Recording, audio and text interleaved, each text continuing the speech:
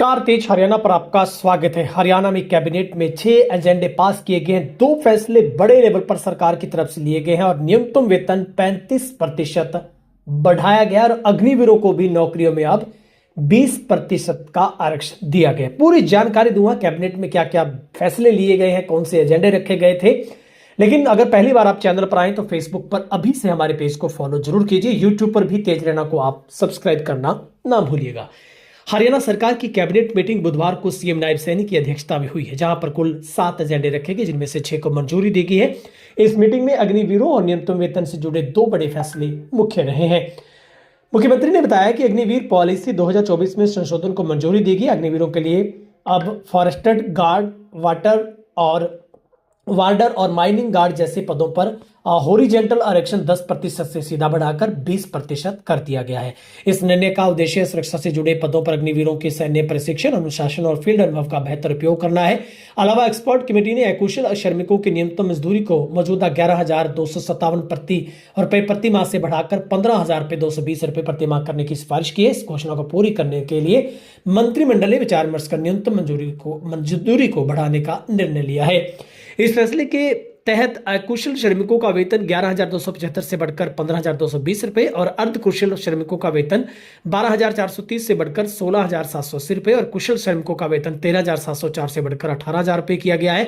इसके अलावा उच्च कुशल का वेतन है वो 14,389 से बढ़कर सीधा 19,000 रुपए हो जाएगा। ये बढ़ोतरी लगभग 35% रही है। उधर कैबिनेट मंत्री अनिल विज भी मीटिंग में वॉकर लेकर पहुंचे थे।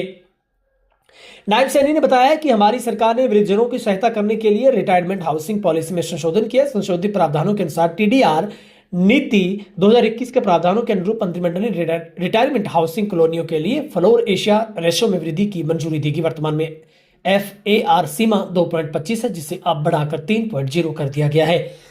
सरकार ने राशन डिपो के आवंटन में महिलाओं को 33% आरक्षण में एसिड अटैक पीड़ितों को महिला स्वयं समूहों, विधवा महिलाओं को प्राथमिकता दी है। मंत्रिमंडल ने बैठक में Haryana targeted public distribution system संशोधन आदेश 2026 में आवश्यक संशोधन को मंजूरी दी गई है। अब राशन डिपो के लिए नए लाइसेंस 300 राशन कार्ड्स के बदले 500 राशन कार्ड के ऊपर दिए जाएंगे। डिपो धारक की अधिकतम आयु 60 वर्ष को लिखित आवेदन और अच्छे कार्य के आधार पर 5 वर्ष तक बढ़ाया जाएगा।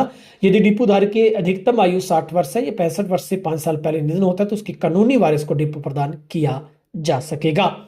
बैठक में Haryana village common lands regulation नियम संशोधन 1964 में नया नियम 5(8) जोड़ने को मंजूरी दी गई। ये नियम के तहत ऐसे प्रोजेक्ट को राहत दी जाएगी जिसमें CLU या लाइसेंस प्राप्त करने के लिए पर्याप्त रास्ता उपलब्ध नहीं है।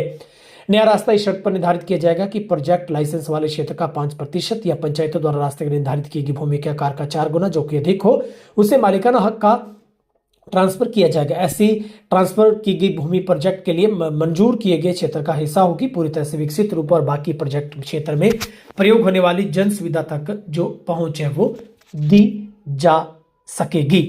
तो ये एक बड़े जो फैसले हैं आज की जो मीटिंग में लिए गए।